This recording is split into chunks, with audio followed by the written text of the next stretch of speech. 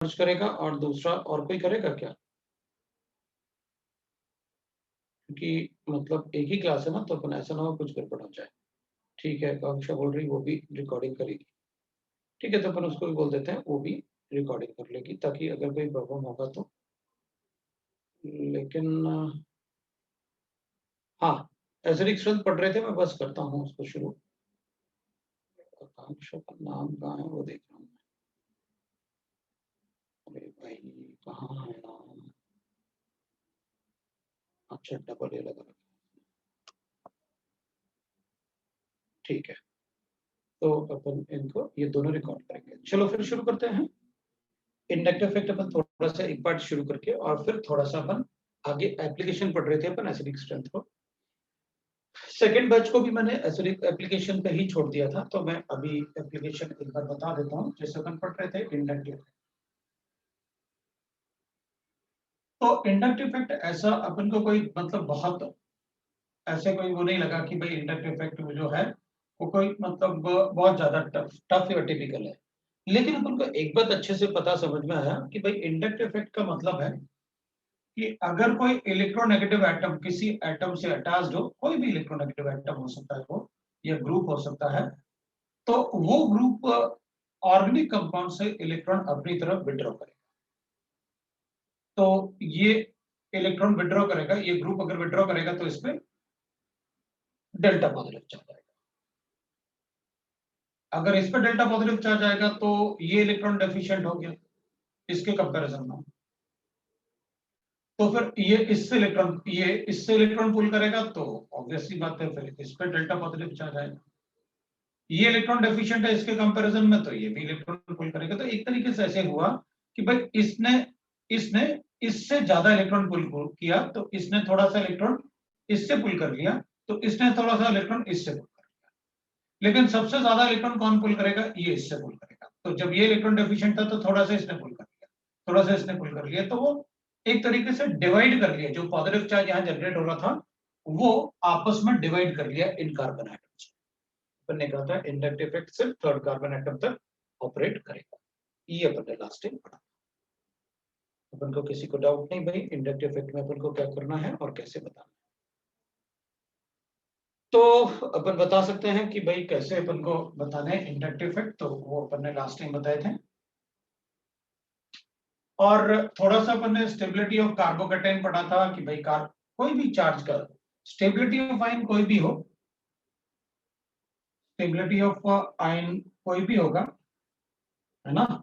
अपन ने लिखा था कि that will be inversely proportional to the strength of charge. अगर चार्ज का स्ट्रेंथ ज्यादा होगा तो स्टेबिलिटी कम होगी। अगर अपने पास कोई कार्बोकैटायन गिवन है तो अपन को पता है भाई ये तो पॉजिटिव चार्ज है, इसको इलेक्ट्रॉन देगा, ये इसको इलेक्ट्रॉन देगा, तो चार्ज का स्ट्रेंथ कम होगा, स्टेबिलिटी बढ़ेगी। और अगर अपने पास ऐसे गिवन है कि भाई CH3 CH2 और अपन कहेंगे CH2, इस पे पॉजिटिव चार्ज है, तो अपन कहेंगे ये इससे इलेक्ट्रॉन लेगा। अगर थोड़ा इलेक्ट्रॉन ये इसको दे दे तो ये इसको ज्यादा इलेक्ट्रॉन दे पाएगा। तो मतलब ये दोनों मिलके इसको ज्यादा इलेक्ट्रॉन दे पाएंगे इसके कंपैरिजन में, तो वहां चार्ज का स्ट्रेंथ थोड़ा कम होगा।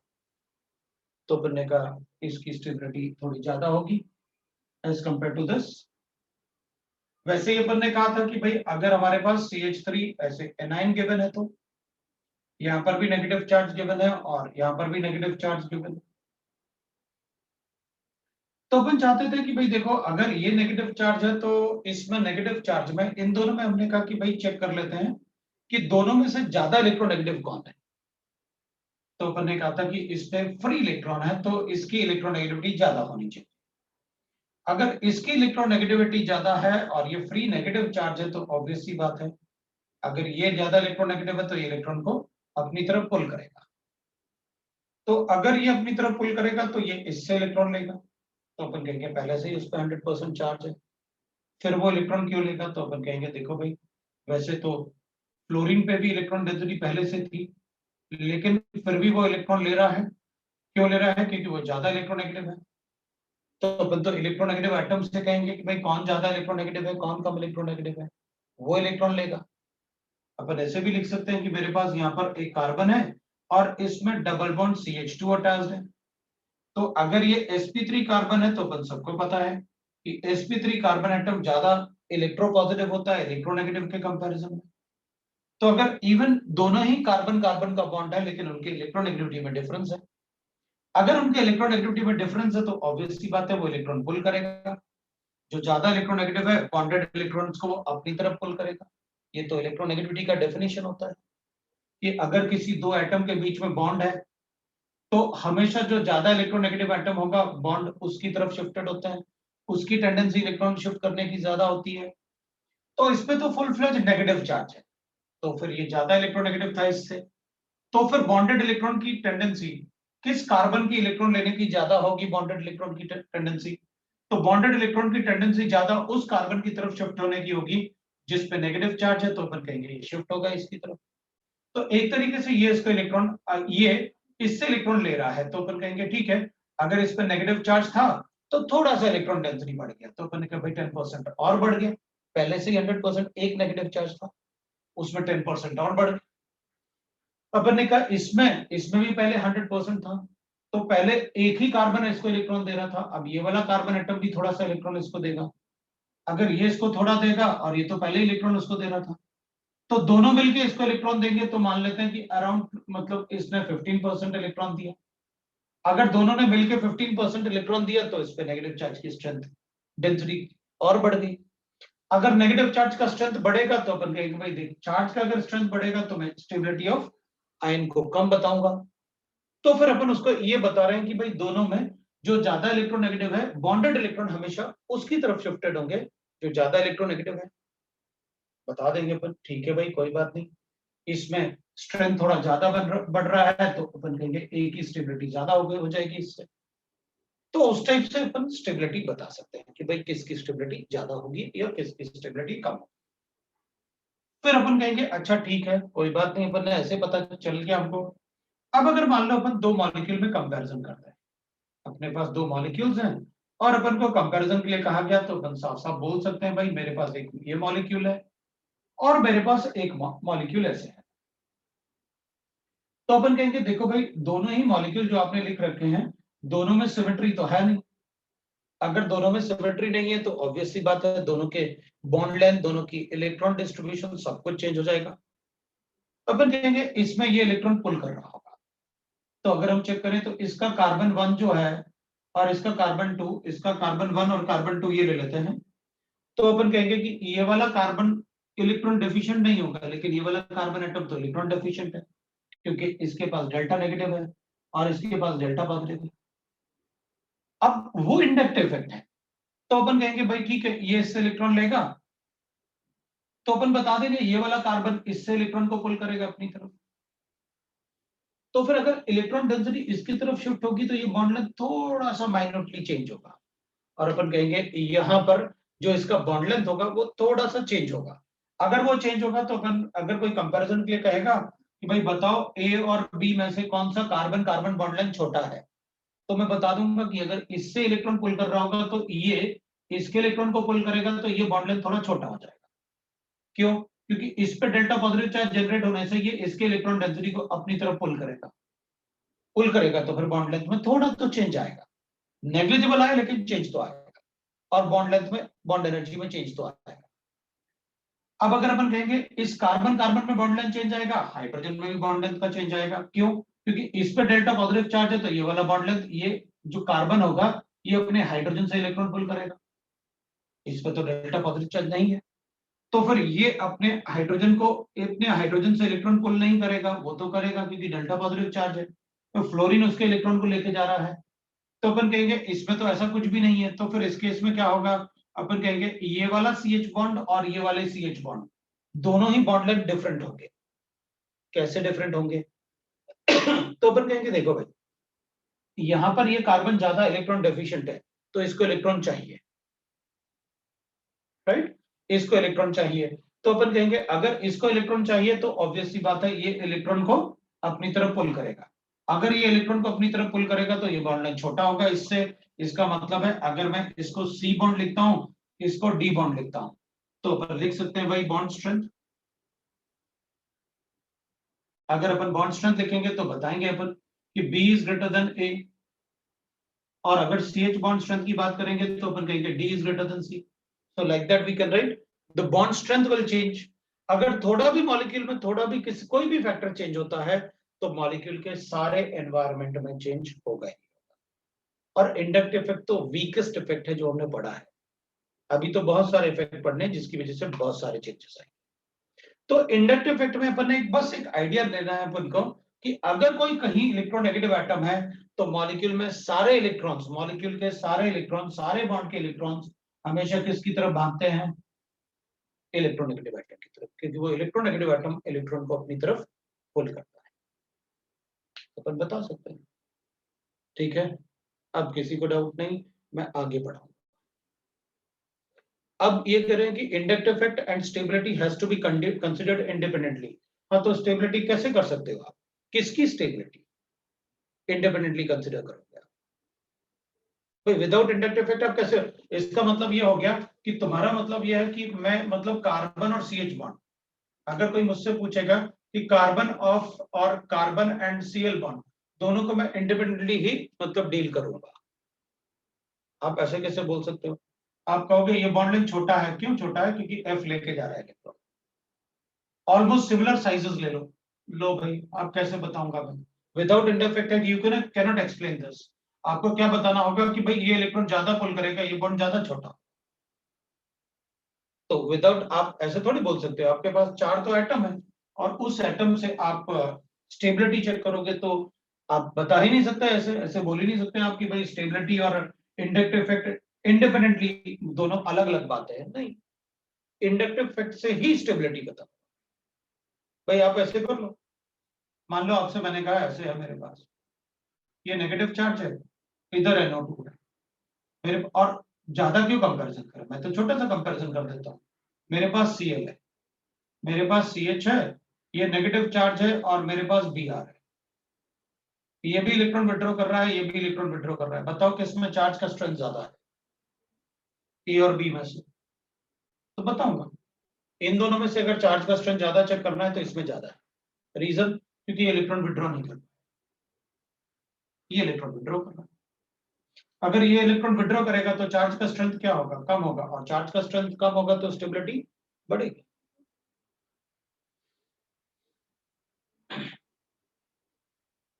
CH2 सोर्स प्लस इफेक्ट किसमें? किसमें CH2 सोर्स प्लस इफेक्ट? वो तो डिपेंड करेगा ना सिचुएशन पे. आप ऐसे थोड़ी बोल सकते हो कि CH2 सोर्स प्लस इफेक्ट.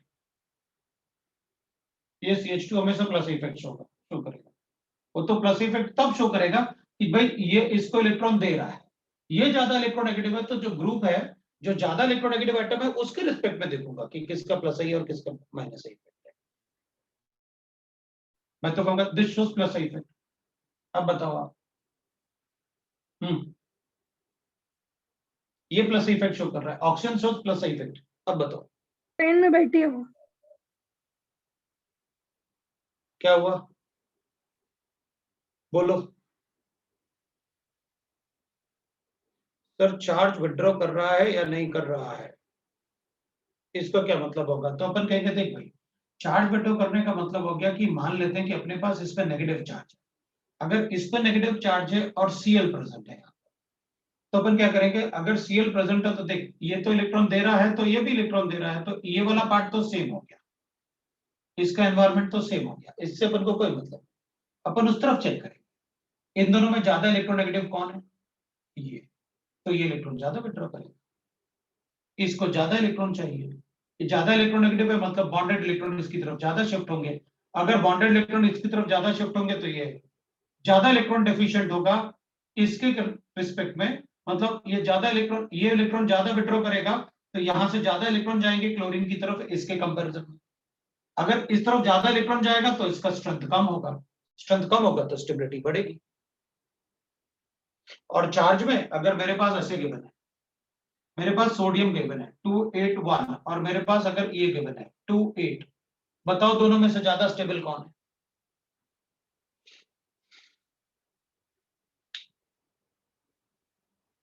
ज्यादा स्टेबल कौन है? बोलो. Sodium will be more stable, not sodium आइन। सोडियम आइन ज्यादा स्टेबल कैसे हो सकता है? ये तो सभी एनाइन से रिएक्ट करेगा, ये तो न्यूट्रल है, इसकी रिएक्टिविटी नहीं है। आयन होगा तो रिएक्ट जरूर करेगा, वो तो अनस्टेबल है। ऑक्टेट कंप्लीशन से नहीं होता स्टेबिलिटी, ऑक्टेट कंप्लीशन से स्टेबिलिटी नहीं होता कि ऑक्टेट कंप्लीशन है। ये किसने पूछा कि किसका ऑक्टेट कंप्लीट है? हमें इसको इलेक्ट्रॉन लेना देना थोड़ी है भाई। चार्ज होगा तो सभी से रिएक्ट करेगा, किसी के भी पास चार्ज है तो उसका स्टेबिलिटी कम होगा। अगर स्ट्रेंथ ऑफ चार्ज ज्यादा है तो स्टेबिलिटी कम होगा ही होगा। भाई इलेक्ट्रॉन है, आप इसको रोक के दिखाओ कि ये किसी पॉजिटिव चार्ज से रिएक्ट ना करे। मैं न्यूट्रॉन को रोक सकता हूं क्योंकि वो न्यूट्रल है। तो चार्ज कोई भी होगा वो अनस्टेबल है। आप तो रिलेटिवली स्टेबिलिटी बताओ मुझे। तो फिर इंडक्टिव इफेक्ट है, अगर कोई उस नेगेटिव चार्ज को विड्रॉ कर ले तो इसका मतलब उसकी स्टेबिलिटी, मैंने चार्ज को खत्म नहीं किया, फिनिश नहीं किया कि वहां से चार्ज हट जाएगा। मैं तो ये कह रहा हूं कि वो जितना ज्यादा डिस्पर्स होगा, क्योंकि ये लेके जाएगा तो डिस्पर्स होगा वहां से, ये ज्यादा लेके जाएगा क्योंकि ये ज्यादा इलेक्ट्रोनेगेटिव है तो उसका माइनस इफेक्ट ज्यादा है। सो दैट इज इंडक्टिव इफेक्ट। आपको इंडक्टिव इफेक्ट में सिर्फ ये चेक करना है कि कहां पर इलेक्ट्रॉन डेंसिटी बढ़ रही है और कहां पर इलेक्ट्रॉन डेंसिटी कम हो रहा है, दैट इज इंडक्टिव। अपन बात कर रहे थे कार्बोक्सिलिक एसिड के acidic strength, acidic strength of carboxylic acid, of carboxylic acid, ठीक है ना। अपन बात कर रहे थे acidic strength of carboxylic acid की। तो अगर acidic strength of carboxylic acid, और हम सिर्फ एलिफेटिक एसिड को डिस्कस करने वाले थे। एलिफेटिक एसिड का मतलब है कि वहां पर जो भी कंपाउंड होगा, जो भी कार्बोक्सिलिक एसिड होगा, तो पहले पर डिस्कस कर रहे हैं एलिफेटिक एसिड। एलिफेटिक एसिड का मतलब हो गया आप जो भी ग्रुप लोगे उसमें ऐसे होगा, ये कार्बोक्सिलिक एसिड है अपन को पता। और एलिफेटिक मतलब जो भी कार्बोक्सिलिक एसिड ग्रुप होगा वो कार्बन sp3 कार्बन से अटैच्ड होगा, उसमें रिंग नहीं, बेंजीन रिंग नहीं होगा, बस ये है, तो दैट इज कॉल्ड एलिफेटिक। अगर मेरे पास कार्बोक्सिलिक एसिड है, मैंने आपसे कहा था, मतलब थोड़ा सा अपन डिस्कस भी किए थे, कार्बोक्सिलिक एसिड ऐसे है, मेरे पास दो ऑक्सीजन एटम है, इन दोनों ऑक्सीजन एटम में से ज्यादा इलेक्ट्रोनेगेटिव कौन सा ऑक्सीजन एटम होगा? अब भाई ऑर्गेनिक केमिस्ट्री में तो सेम एटम की भी इलेक्ट्रोनेगेटिविटी बहुत जगह डिफरेंट हो सकती है, दैट इज ऑर्गेनिक केमिस्ट्री। आपके पास चार तो एटम है, उन्हीं के एनवायरनमेंट को पढ़ना है आपको। तो अपन कहेंगे ज्यादा इलेक्ट्रोनेगेटिव 1 हो गया, रीजन है क्योंकि वो sp2 हाइब्रिडाइज्ड। अगर sp2 हाइब्रिडाइज्ड होता है तो ज्यादा इलेक्ट्रोनेगेटिव होता है, ये ज्यादा इलेक्ट्रोनेगेटिव है, sp2 हाइब्रिडाइज्ड है तो ये sp2 हाइब्रिडाइज्ड है, ये sp3 हाइब्रिडाइज्ड है। जो sp2 हाइब्रिडाइज्ड होता है वो ज्यादा इलेक्ट्रोनेगेटिव होता है sp3 से, ये अपन को पता है, ये sp2। तो मैं क्या करूंगा, इस कार्बोक्सिलिक एसिड में अपन कहेंगे अगर ये ज्यादा इलेक्ट्रोनेगेटिव है तो इस पर डेल्टा नेगेटिव लिखो, इस पर डेल्टा पॉजिटिव लिखो। अब अपन क्या करेंगे, इस पर डेल्टा नेगेटिव, इस पर डेल्टा पॉजिटिव है, तो जो डेल्टा पॉजिटिव ये वाला होगा ना, ये डेल्टा पॉजिटिव, अब ये तो बॉन्ड लेंथ पहले से ही छोटा है, लेकिन इंडक्टिव इफेक्ट की बात करें तो ये इससे इलेक्ट्रॉन पुल कर सकता है क्योंकि ये सिंगल बॉन्ड है। अगर ये सिंगल बॉन्ड है तो ये इससे इलेक्ट्रॉन अगर पुल करेगा अपनी तरफ, तो अगर इलेक्ट्रॉन इधर पुल करेगा तो ये इलेक्ट्रॉन डेफिशिएंट होगा, अगर ये इलेक्ट्रॉन डेफिशिएंट होगा तो ये हाइड्रोजन से इलेक्ट्रॉन पुल करेगा अपनी तरफ, अगर हाइड्रोजन से इलेक्ट्रॉन पुल करेगा तो हाइड्रोजन पर डेल्टा पॉजिटिव चार्ज आएगा, हाइड्रोजन पर डेल्टा पॉजिटिव चार्ज आएगा, इसका मतलब इस बॉन्ड में पोलैरिटी आएगा, और इस बॉन्ड में पोलैरिटी आने का मतलब है कि पानी में ये इजीली पॉजिटिव और नेगेटिव में डिसोसिएट हो जाएगा, बॉन्ड में अगर पोलैरिटी बढ़ेगी तो अपन कहेंगे ठीक है, इसमें अगर मुझे चेक करना है कि अगर ये वाला डेल्टा पॉजिटिव चार्ज ज्यादा हो तो ये इस ऑक्सीजन से इलेक्ट्रॉन ज्यादा पुल करेगा अपनी तरफ, ये ऑक्सीजन से इलेक्ट्रॉन ज्यादा पुल करेगा। अगर ऑक्सीजन से जितना ज्यादा ये इलेक्ट्रॉन अपनी तरफ पुल करेगा उतना ही ज्यादा ऑक्सीजन इस हाइड्रोजन के इलेक्ट्रॉन को अपनी तरफ पुल करेगा, मतलब उतना ही ज्यादा बॉन्ड में पोलैरिटी बढ़ेगी, और अगर बॉन्ड में पोलैरिटी बढ़ेगी तो एसिडिक स्ट्रेंथ बढ़ेगा क्योंकि वाटर में उतना इजीली आयनाइज हो जाएगा वो, क्योंकि इलेक्ट्रॉन डेंसिटी ऑलरेडी इसकी तरफ शिफ्टेड है। तो इस पे डेल्टा इस पॉजिटिव चार्ज, जितना ज्यादा पॉजिटिव चार्ज मतलब, तो अपन कहेंगे जितना ज्यादा, अगर कोई यहां पर ऐसा ग्रुप लगा दिया जाए जो इससे इलेक्ट्रॉन ले तो एसिडिक स्ट्रेंथ बढ़ जाएगा, और अगर कोई ग्रुप उसको इलेक्ट्रॉन देगा तो ऑब्वियस सी बात है डेल्टा पॉजिटिव चार्ज कम हो जाएगा। अगर ये कम होगा तो इससे इलेक्ट्रॉन नहीं लेगा, इससे नहीं इलेक्ट्रॉन लेगा तो इसमें पोलैरिटी नहीं आएगी, तो एसिडिक स्ट्रेंथ कम हो जाएगा। तो इसका मतलब ये हुआ कि अपन कहेंगे शंकर, ठीक है। तो इलेक्ट्रॉन विड्रॉइंग ग्रुप, अगर अपन इलेक्ट्रॉन विड्रॉइंग ग्रुप लगाएंगे इधर, तो अपन कहेंगे कि भाई इसमें अगर ये इलेक्ट्रॉन विड्रॉइंग का मतलब हो गया जो इधर खींचेंगे इलेक्ट्रॉन, तो खींचने वाले कौन से होंगे, तो कहेंगे इससे ज्यादा इलेक्ट्रोनेगेटिव लगा दो। तो अगर इससे ज्यादा इलेक्ट्रोनेगेटिव लगाएंगे तो this electron withdrawing group increases the acidic strength, acidic strength, because why it is so, because acidic strength is directly proportional to, जो acidic strength होगा that will be directly proportional to strength of delta positive, strength of delta positive charge, ये हो जाएगा भाई। तो अपन कहेंगे ठीक है, और अगर अपन ने ऐसे लिखा तो मान लो अपने पास गिवन है electron releasing group, electron releasing group वो होते हैं जो इलेक्ट्रॉन देते हैं, मतलब जो प्लस आई शो करे। तो इलेक्ट्रॉन रिलीजिंग ग्रुप का मतलब हो गया कि जो इलेक्ट्रॉन देगा इसको, और इलेक्ट्रॉन देगा तो डेल्टा पॉजिटिव चार्ज कम हो जाएगा, और अगर डेल्टा पॉजिटिव चार्ज कम होगा तो ऑब्वियस सी बात है एसिडिक स्ट्रेंथ कम हो जाएगा, क्योंकि डेल्टा पॉजिटिव चार्ज कम होने का मतलब है इस बॉन्ड में पोलैरिटी कम हो जाना। तो फिर बता देंगे उसमें कि उस बॉन्ड में पोलैरिटी अगर कम होगी तो क्या होगा।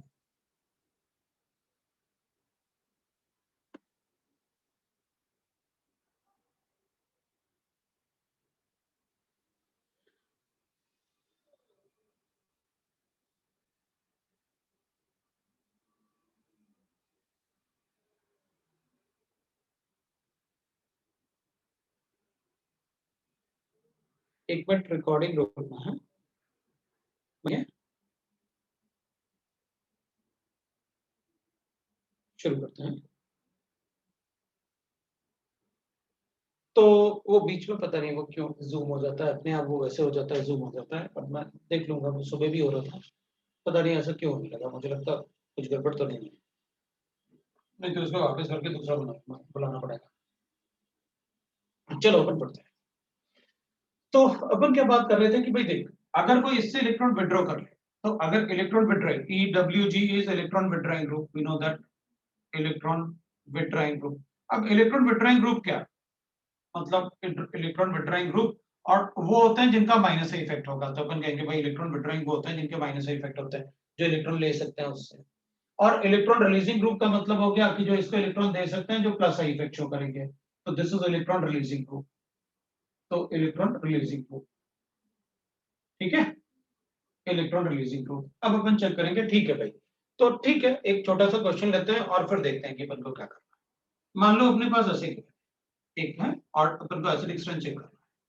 तो एसिडिक स्ट्रेंथ अगर मेरे पास ऐसे गिवन है, दैट इज कॉल्ड, ऐसे मान लो अपन ने ऐसे लिख लिया भाई, अपने पास है CH3COH, that is acidic acid, और एक अपन लिख लेते हैं फॉर्मिक एसिड। तो फॉर्मिक एसिड होता है HCOH। अब जब अपन को कार्बोक्सिलिक एसिड गिवन होगा ना, तो अपन उसका स्ट्रक्चर लिखेंगे। स्ट्रक्चर कैसे लिखेंगे, तो अपन कहेंगे देखो भाई एसिडिक एसिड होता है ऐसे, और फॉर्मिक एसिड होगा ऐसे, ठीक है, फॉर्मिक एसिड होगा ऐसे, ये है फॉर्मिक एसिड, थोड़ा थोड़ा नाम भी याद रखना है, फॉर्मिक एसिड, और वो है एसिडिक एसिड, ये है एसिडिक एसिड। तो अपन क्या करेंगे, अपन कहेंगे देखो भाई ये वाला कार्बन जो होगा ना, ये कार्बन sp2 हाइब्रिडाइज्ड है जबकि ये sp3 है, तो ये अगर sp2 हाइब्रिडाइज्ड होगा तो अपनी तरफ इलेक्ट्रॉन पुल करेगा, ये इलेक्ट्रॉन अपनी तरफ पुल करेगा। अगर अपनी तरफ इलेक्ट्रॉन पुल करेगा तो ऑब्वियस सी बात है, अपन को पता है कि वो इलेक्ट्रॉन अगर अपनी तरफ पुल करेगा तो ऑब्वियस सी बात है उसका प्लस इफेक्ट है, तभी वो अपनी तरफ पुल कर रहा है।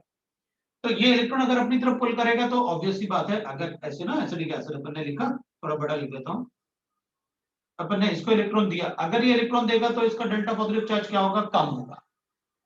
और अगर डेल्टा पॉजिटिव चार्ज कम होगा तो ऑब्वियस सी बात है, अपन क्या कहेंगे, डेल्टा पॉजिटिव चार्ज कम हो रहा है, एसिडिक स्ट्रेंथ कम हो जाएगा। और अपन को पता है कि भाई H का ना तो प्लस इफेक्ट होता है और ना ही माइनस इफेक्ट होता है, इसका ना तो प्लस इफेक्ट होता है और ना ही माइनस इफेक्ट होता है।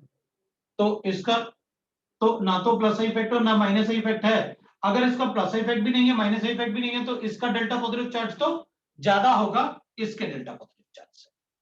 तो अगर इसका डेल्टा पॉजिटिव चार्ज ज्यादा है, वी नो दैट, अगर उसका डेल्टा पॉजिटिव चार्ज ज्यादा है इसका डेल्टा पॉजिटिव चार्ज इससे ज्यादा है तो ऑब्वियस सी बात है इसके बॉन्ड में पोलैरिटी ज्यादा होगी इसके बॉन्ड से। अगर इसके बॉन्ड में पोलैरिटी ज्यादा है इससे तो ऑब्वियस सी बात है अपन कहेंगे कि इसका एसिडिक स्ट्रेंथ ज्यादा है, बी का एसिडिक स्ट्रेंथ ज्यादा है ए से। तो अपन को एसिडिक स्ट्रेंथ पता चल जाएगा भाई किस में एसिडिक स्ट्रेंथ ज्यादा है और किस में एसिडिक स्ट्रेंथ कम है, अपन ये बता सकते हैं। एक मिनट रुक जाओ तुम लोग, मतलब वो नहीं करना है।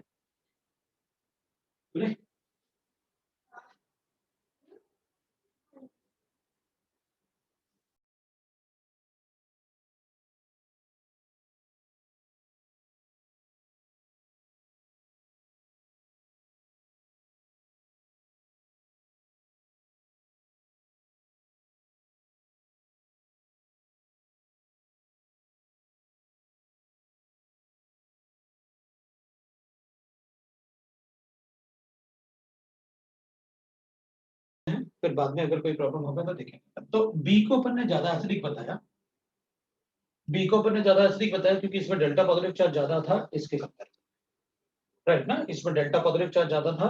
क्यों? क्योंकि अपन ने कल लिखा हुआ था ना, कुछ अपन ने वो लिखे थे, ऑर्डर्स लिखे थे कि किसका प्लस इफेक्ट ज्यादा होता है किसका माइनस इफेक्ट ज्यादा होता है, उस टाइप से अपन ने लिखा था। तो हाइड्रोजन का ना तो प्लस इफेक्ट होता है और ना ही माइनस इफेक्ट होता है। तो ठीक है भाई, अगर ये इलेक्ट्रॉन देगा भी नहीं और ऑब्वियसली बात है इलेक्ट्रॉन लेगा भी नहीं, तो डेल्टा पॉजिटिव चार्ज जितना होना चाहिए उतना है।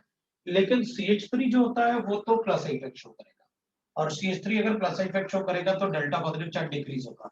अगर डेल्टा पॉजिटिव चार्ज डिक्रीज होगा तो ऑब्वियस सी बात है, जितना अगर ये कम होगा तो ये इलेक्ट्रॉन इससे कम पुल करेगा, अगर कम पुल करेगा तो ऑब्वियस सी बात है अपन कहेंगे ये कम पुल करेगा तो बॉन्ड में पोलैरिटी भी कम है, इस बॉन्ड में polarity. That was the reason because B को अपन ने ज्यादा इसलिए बताया because CH3 shows plus effect, show plus, और वो डेल्टा पॉजिटिव चार्ज को डिक्रीज कर रहा था इसलिए अपन ने वैसे लिखा उसको। ठीक है, तो अपन ने उसको वैसे लिख लिया। तो नेक्स्ट अब अपन थोड़ा सा और क्वेश्चन कर सकते हैं कि भाई हम कार्बोक्सिलिक एसिड का एसिडिक स्ट्रेंथ, क्योंकि सभी कार्बोक्सिलिक एसिड एक जैसे एसिडिक स्ट्रेंथ के नहीं होते हैं, तो और अपन कैसे बता सकते हैं? अपन ऐसे बता सकते हैं भाई, मान लो अपने पास ऐसे गिवन है, दूसरे एग्जांपल ले लेते हैं अपन। Decreasing order of acidic strength लिखते हैं अपन, order of acidic strength of carboxylic acid, ऐसे बता देंगे अपन। तो डिक्रीजिंग ऑर्डर अगर अपन को बताना है, मान लो अपने पास ऐसे गिवन है CH3 CH2 C double bond OH, ऐसे लिख लेते हैं। इसमें अपन लिख लेते हैं CH2 और CH, इधर CH3 कर देता हूं, इधर Cl कर देता हूं, और C डबल बॉन्ड OH कर लेते हैं अपन। और C will write like this, जैसे अपने पास CH2 Cl है और CH2 C double bond OH है। तो बताओ भाई कैसे बताएंगे अपन इसमें ऑर्डर कैसे लिखेंगे? The order for acidic strength जैसे मैंने आपको बताया, आप बता सकते हैं। हम कहेंगे भाई यहाँ पर डेल्टा पॉजिटिव चार्ज अपन को चेक करना है, ये डेल्टा पॉजिटिव चार्ज अगर ज्यादा होगा तो एसिडिक स्ट्रेंथ भी ज्यादा होगा।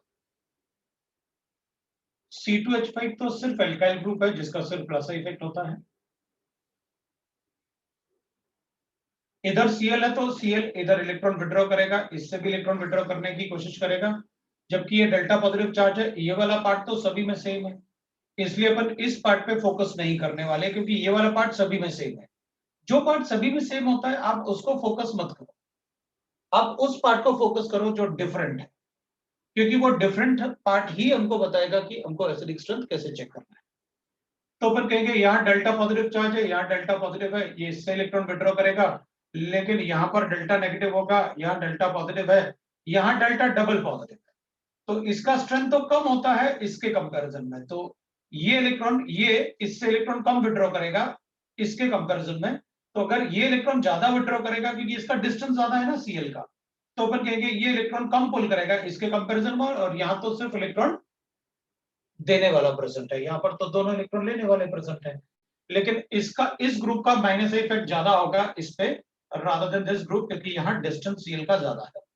तो अपन बताएंगे कि भाई बी का एसिडिक स्ट्रेंथ ज्यादा होगा सी से, और सी का एसिडिक स्ट्रेंथ ज्यादा होगा ए से, अपन ऐसे बता सकते अगर मेरे पास कोई कंपाउंड ऐसे गिवन है, मान लेते हैं अपन अपने पास एक दूसरा एग्जांपल ले लेते हैं अपन और decreasing order of acidic strength कर लेते हैं अपन। सपोज मेरे पास ऐसे गिवन है, that is like this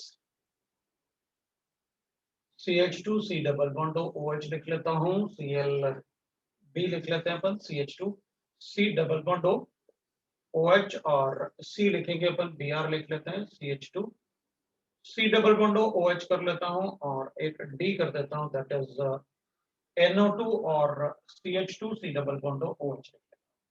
So what will be the order of acidic strength? इसमें अपन कैसे बताएंगे?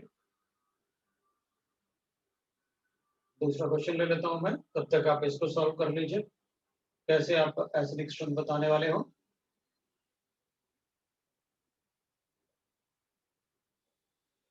आप कैसे एसिडिक स्ट्रेंथ बताने वाले हो?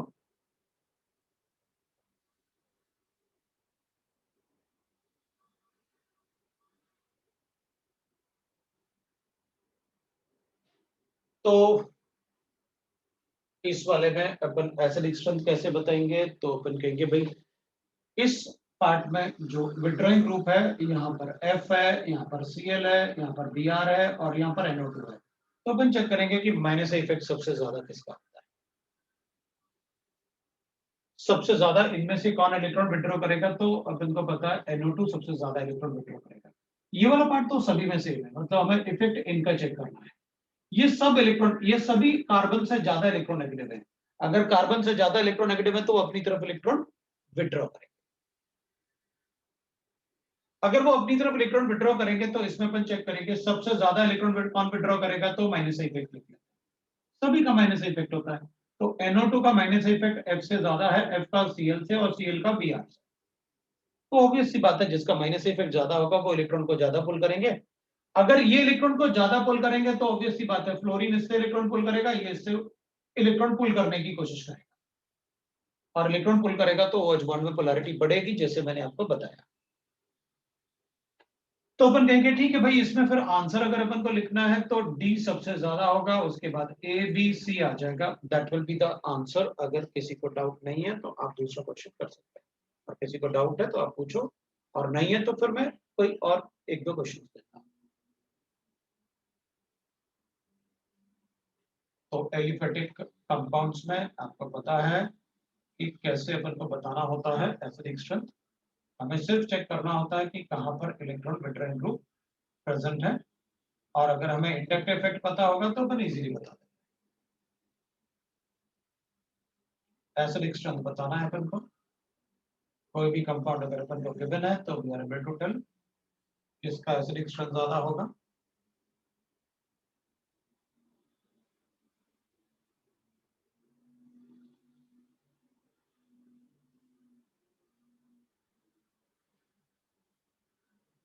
तो फिर एलिफेटिक में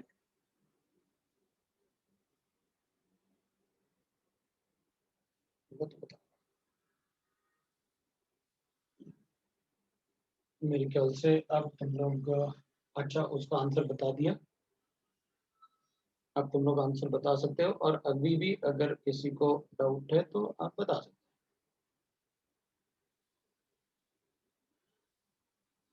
बिल्कुल, मतलब ज्यादा इलेक्ट्रॉन पुल करेगा तो ज्यादा पोलराइजेशन होगा, बिल्कुल। ज्यादा पोलराइजेशन मतलब ज्यादा एसिडिक स्ट्रेंथ, बिल्कुल अपन यही बोल रहे हैं। बिल्कुल बोल रहे हैं अपन कि जितना ज्यादा इससे इलेक्ट्रॉन पुल होगा ना, उतना ही ज्यादा ये इलेक्ट्रॉन डेफिशिएंट होगा, और जितना ज्यादा इलेक्ट्रॉन डेफिशिएंट ये होगा, ये उतना ही ज्यादा इस बॉन्ड को पोलराइज करेगा, और वो अगर बॉन्ड पोलराइज होगा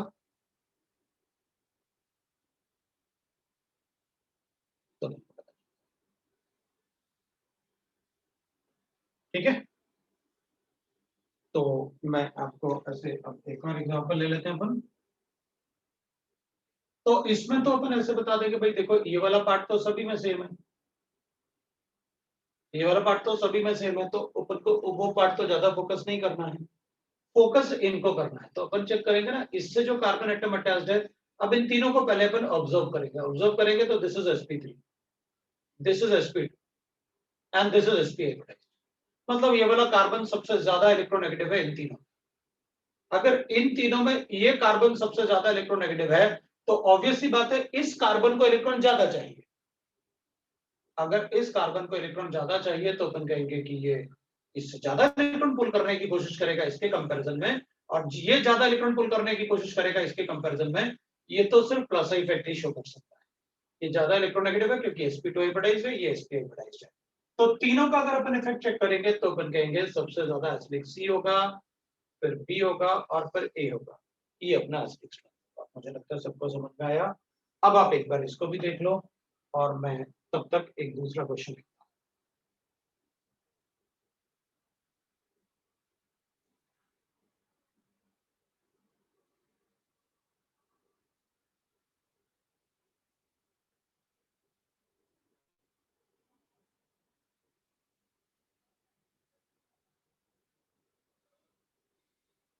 आप लोग उसमें बता दो कैसे बताओगे। एसिडिक स्ट्रेंथ अपन कैसे बताएंगे?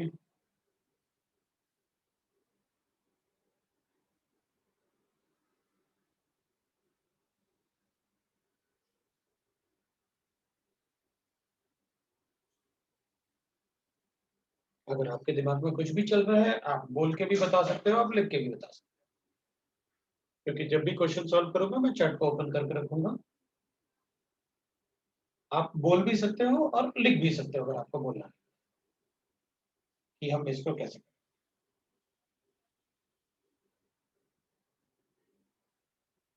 इसका बी और सी किसी ने पूछा अपन से कि सर इसको एक बार एक्सप्लेन कर दो, मैंने वापस एग्जांपल ले लिया। कोई प्रॉब्लम, इसको सॉल्व करो और एग्जांपल बनेगी। ठीक है, मैं इसमें चेक कर लूं एक बार, अपन माइनस इफेक्ट चेक करें इसमें। तो इसमें अगर अपन माइनस इफेक्ट चेक करेंगे बेटा, तो सबसे ज्यादा माइनस इफेक्ट उसका होता है जिसमें नाइट्रोजन या सल्फर एटम में पॉजिटिव चार्ज होता है, तो पॉजिटिव चार्ज। तो यहाँ पर ये और यहाँ पर ये ग्रुप ऐसे प्रेजेंट है अपने पास। इनमें से अपन को माइनस इफेक्ट का ऑर्डर लिखना है। मेरे ख्याल से अपन को माइनस इफेक्ट का ऑर्डर पता है। सबसे ज्यादा माइनस इफेक्ट होगा N3 पॉजिटिव का, उसके बाद इन तीनों में अपन CHO का लिखेंगे। अगर आप देखो तो कार्बोक्सिलिक एसिड से पहले लिखा हुआ है, उसके बाद अपन फ्लोरीन का लिखते हैं और उसके बाद अपन CH3OH ऐसे। मेरे ख्याल से ये अपन को पता है ना। This is the minus effect what we have, ये माइनस इफेक्ट है। ठीक है, अगर ये माइनस इफेक्ट है तो ऑब्वियस सी बात है, क्योंकि ये सबसे ज्यादा इलेक्ट्रॉन पुल कर रहा है तो इसमें सबसे ज्यादा डेल्टा पॉजिटिव चार्ज। उसके बाद CHO पे डेल्टा पॉजिटिव चार्ज रहा होगा, तभी आपने लिखा कि भाई उसका माइनस इफेक्ट ज्यादा है तो वो और ज्यादा इलेक्ट्रॉन पुल कर रहा होगा। तो इस टाइप से अपन बता सकते हैं what will be the right ना इंडक्टिव इफेक्ट। तो अपन इसी से आंसर बता देते हैं, सबसे ज्यादा माइनस इफेक्ट होगा तो D will be more than B will be more than F, तो C वाला है, और will be more than E, that will be the answer. मेरे ख्याल से सबको सबको समझ में आया। बिल्कुल, मैंने आपसे कई लोगों ने पूछा कि भाई acidic strength is directly proportional to minus effect, मैंने बार बार बोला yes, for aliphatic carboxylic acid it is correct. अगर माइनस इफेक्ट ज्यादा है तो ऑब्वियस सी बात है इंडक्टिव इफेक्ट भी ज्यादा होगा। अगर माइनस इफेक्ट ज्यादा है तो इंडक्टिव इफेक्ट ज्यादा होगा, तो एसिडिक स्ट्रेंथ। मैंने आपको बताया acidic strength is directly proportional to the electron strength of electron withdrawing group on the, तो अपन ने लिखा ना strength of delta positive charge on this, और इस पे डेल्टा पॉजिटिव चार्ज कब ज्यादा होता है जब इस पे इलेक्ट्रॉन विड्रॉइंग ग्रुप अटैच होता है। बिल्कुल, जितना ज्यादा स्ट्रॉन्गर इलेक्ट्रॉन विड्रॉइंग ग्रुप उतना ज्यादा एसिडिक स्ट्रेंथ। मेरे ख्याल से मैं अभी तक यही बता रहा हूँ आपको। इन दोनों में ज्यादा एसिडिक कौन होगा ये बताना है तुमको, इन दोनों में ज्यादा एसिडिक कौन होगा।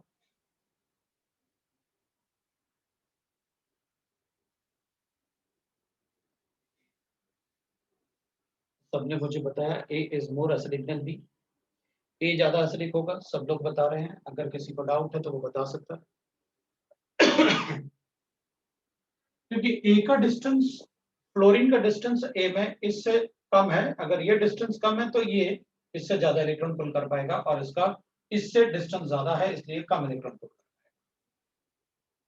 बिल्कुल, ड्यू टू द डिस्टेंस जो आप बोल रहे हैं बिल्कुल सही है, मुझे कोई प्रॉब्लम नहीं है। मैं इसमें एक और ऐड करूंगा, अगर मेरे पास ऐसे गिवन है सपोज मेरे पास ऐसे गिवन है,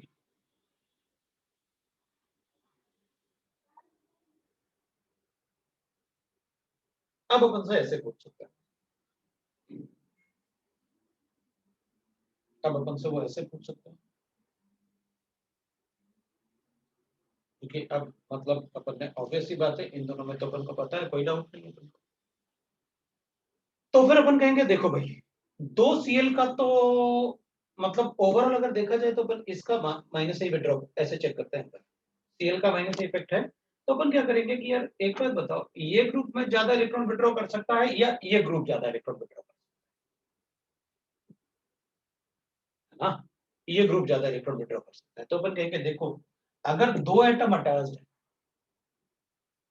और इंडक्टिव इफेक्ट है, सेकंड कार्बन भी है वो,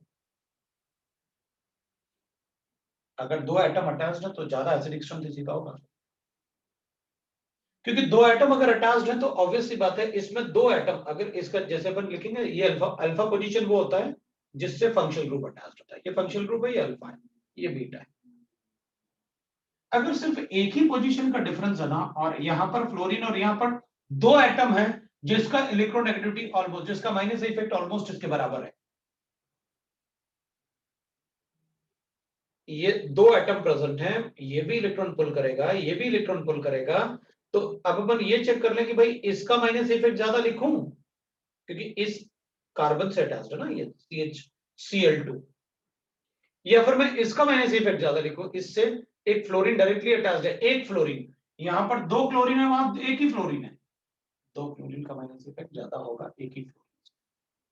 और ये एक ही पोजीशन शिफ्ट तो किया आपने, यहां पर अल्फा ये है, बीटा ये है, लेकिन दो फ्लोरीन का दो क्लोरीन का एक फ्लोरीन से ज्यादा होगा माइनस इफेक्ट। तो अगर डबल लिखते हैं ना और एक ही पोजीशन का डिफरेंस है, अगर ये डबल लिखते हैं और एक ही पोजीशन का डिफरेंस है, तो आप उसमें जो एक ही पोजीशन में जो दो ग्रुप लिखे हुए हैं उनके माइनस इफेक्ट को ज्यादा कंसिडर करना as compare to the minus effect of एक ही ग्रुप। ठीक है ना, तो अपन यहां पर इन दोनों में तो हमें कोई प्रॉब्लम नहीं था, CAB विल बी था, तो दो ग्रुप होंगे तो ज्यादा माइनस इफेक्ट होगा, होता है, ये मैं आपको बता रहा हूं, अब कोई वो स्केल थोड़ी है अपने पास, अच्छा बताओ इसका 9 होता है, इसका बताओ कितना होता है, 8 होता है, तो 8 और 8 और फिर बताओ इधर कितना आ गया नंबर, वो बताओ, वो नहीं बता रहा, मैं आपको बता रहा हूं कि अगर एक ही पोजीशन शिफ्ट हो तो आप दो इंडक्टर, दो ग्रुप को ज्यादा प्रेफरेंस देना एज कंपेयर टू एक ही ग्रुप जिसका माइनस इफेक्ट है। तो आप उसमें थोड़ा सा प्रेफरेंस ऑर्डर, मैंने एक ही क्वेश्चन ऐसे दिया आपको ताकि आप, क्योंकि इंडक्टिव इफेक्ट के अलावा और भी बहुत सारा पार्ट है, इसको अपन GOC2 में भी थोड़ा डिस्कस करेंगे, क्योंकि ये GOC2 में और भी थोड़े और कंसेप्ट आ जाएंगे ना अपने पास, क्योंकि इलेक्ट्रॉन डिस्प्लेसमेंट अभी अपन ने सारा नहीं पढ़ा हुआ है, ठीक है ना, जैसे कार्बोकैटायन और कार्बोनाइन का स्टेबिलिटी मैं तो किसी और फैक्टर से चेक करूंगा, इससे इंडक्टिव इफेक्ट से कम चेक करूंगा, लेकिन मैं चाहता हूं कि आपको प्रॉपरली आइडिया हो कि इंडक्टिव इफेक्ट होता क्या है। ये तो वीकेस्ट इफेक्ट है, इंडक्टिव इफेक्ट, वीकेस्ट मतलब जब मेरे पास कोई दूसरा इफेक्ट काम नहीं करेगा तब मैं सोचूंगा अरे यार चलो इंडक्टिव इफेक्ट को देख लेते हैं, वो अपना शायद क्वेश्चन सॉल्व करते हैं, लेकिन इंपॉर्टेंस समझ रहे हो ना, जब किसी इफेक्ट से सॉल्व नहीं कर पाए ना तो वीकेस्ट इफेक्ट के पास आया, इसलिए मुझे इसका क्लियर आइडिया होना चाहिए कि मुझे क्या करना है, अदरवाइज बहुत जो दूसरे इफेक्ट्स हैं अपन उनसे भी क्वेश्चन को सॉल्व कर लेते हैं, ठीक है ना। तो अपन एक बार पहले, क्योंकि फिर अपन कंबाइन भी करेंगे ना, बहुत सारे कंपाइल करेंगे उसके बाद चेक करेंगे, इस टाइप से अपन चेक करेंगे काफी सारे क्वेश्चंस। अब एक छोटा सा पार्ट और कर लेते हैं, फिर अपन दूसरे इफेक्ट पे चलते हैं, basic strength of amines, of amines, मैं यहां पर सिर्फ ज्यादा कुछ नहीं लिखने वाला, बस एक दो एग्जांपल ले लेते हैं अपन और खत्म कर लेते हैं, एक ही एग्जांपल लेके हम खत्म कर लेते हैं।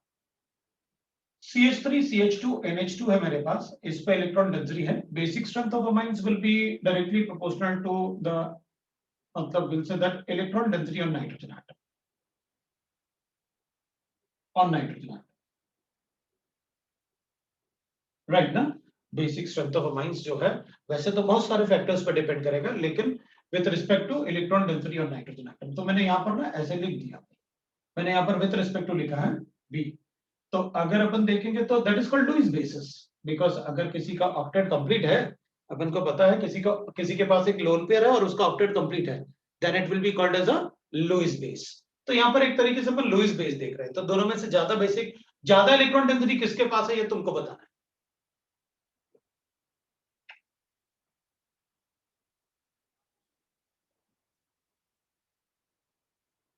इन दोनों में से ज्यादा इलेक्ट्रॉन डेंसिटी किस नाइट्रोजन के पास होगा वो बताना है अपन को। तो अपन कहेंगे भाई देख, ये ज्यादा इलेक्ट्रोनेगेटिव है इससे, तो ये इलेक्ट्रॉन लेगा इससे और ये इलेक्ट्रॉन लेगा इससे, या तो इसको सिर्फ यही इलेक्ट्रॉन दे रहा है बस। तो इस पे इलेक्ट्रॉन डेंसिटी थोड़ा ज्यादा होना चाहिए, क्योंकि 2 कार्बन मिलकर इलेक्ट्रॉन दे रहे हैं, यहाँ एक ही कार्बन दे रहा है। तो ज्यादा इलेक्ट्रॉन डेंसिटी होगा तो ज्यादा बेसिक बताएंगे। बी पे तो एक ही कार्बन दे रहा है ना इलेक्ट्रॉन बस, तो उसकी इलेक्ट्रॉन डेंसिटी थोड़ी कम हो। तो यहाँ पर एक ही कार्बन दे रहा है इलेक्ट्रॉन, यहाँ 2 कार्बन इलेक्ट्रॉन दे रहे हैं। इस पे इलेक्ट्रॉन अगर ज्यादा आएगा तो इसका ऑर्बिटल साइज बढ़ेगा नाइट्रोजन का, अगर ऑर्बिटल साइज बढ़ेगा तो इसकी प्रोटॉन लेने की टेंडेंसी बढ़ेगी। That is basic structure. NH2 का माइनस से इफेक्ट होता है, भी होता है, बिल्कुल होता है। मैंने कब कहा कि नहीं होता, तभी तो इलेक्ट्रॉन ले रहा है इनसे। तो बताओ, अगर इसका माइनस से इफेक्ट होता है तो इलेक्ट्रॉन कौन ले सकता है ज्यादा, इधर इलेक्ट्रॉन ले रहा होगा या इधर इलेक्ट्रॉन ले रहा होगा। तो ये बताओ कि कहां पर नाइट्रोजन को ज्यादा इलेक्ट्रॉन मिल सकता है, इससे ज्यादा इलेक्ट्रॉन मिल सकता है नाइट्रोजन को, या इससे इलेक्ट्रॉन ज्यादा मिल सकता है। जहां से ज्यादा इलेक्ट्रॉन मिलेगा वहां नाइट्रोजन पे ज्यादा इलेक्ट्रॉन डेंसिटी होगी, यहाँ इलेक्ट्रॉन ज्यादा है। अब सर यहाँ प्लस आई इफेक्ट नहीं होगा। कौन सा प्लस आई इफेक्ट, किसका? अपन नाइट्रोजन के कंपेयर तो बोलता ना हूं मैं कि ये दोनों इलेक्ट्रॉन दे रहे हैं तो प्लस आई मान लो, और ये इलेक्ट्रॉन ले रहा है तो माइनस आई मान लो। तो ऑब्वियस सी बात है भाई, कोई इलेक्ट्रॉन पुल कर रहा होगा, दूसरा इलेक्ट्रॉन दे रहा होगा, तो बताएंगे अपन दोनों इफेक्ट। तो अब आप इसके रिस्पेक्ट में देखो तो लग रहा है माइनस आई इफेक्ट है, इसके रिस्पेक्ट में देख रहा है तो लग रहा है प्लस आई इफेक्ट है। तो किसके रिस्पेक्ट में चेक कर रहे हैं अपन, उसमें अपन चेक बता सकते हैं। ठीक है ना। तो ए का इलेक्ट्रॉन डेंसिटी ज्यादा है बी से, तो फिर बता देंगे भाई ए का बेसिक स्ट्रेंथ ज्यादा है बी से। बेसिक स्ट्रेंथ में बहुत सारे फैक्टर्स होते हैं माइंस के। अभी मुझे सिर्फ चाहिए था कि इलेक्ट्रॉन अपन शिफ्टिंग कैसे बताएंगे इन द सिग्मा बॉन्ड, वो बनने पड़ा। तो ये अपना इंडक्टिव इफेक्ट था। अब अपन दूसरा इफेक्ट पढ़ेंगे, that is resonance effect and mesomeric. अब मैं इसको हटा रहा हूं, ठीक है ना। अब अपन पढ़ने वाले हैं दूसरा effect, that is called resonance और मेसोमेरिक इफेक्ट। अभी resonance effect and mesomeric effect में अपन कहेंगे, तो सेकंड इफेक्ट अपन पढ़ रहे हैं, रेजोनेंस एंड मेसोमेरिक एंड। तो रेजोनेंस को अपन आर लिखेंगे और मेसोमेरिक को एम। तो अपन रेजोनेंस इफेक्ट और मेसोमेरिक इफेक्ट को, इसको अपन एम से डिनोट कर देंगे, मेसोमेरिक इफेक्ट को, ठीक है। रेजोनेंस इफेक्ट और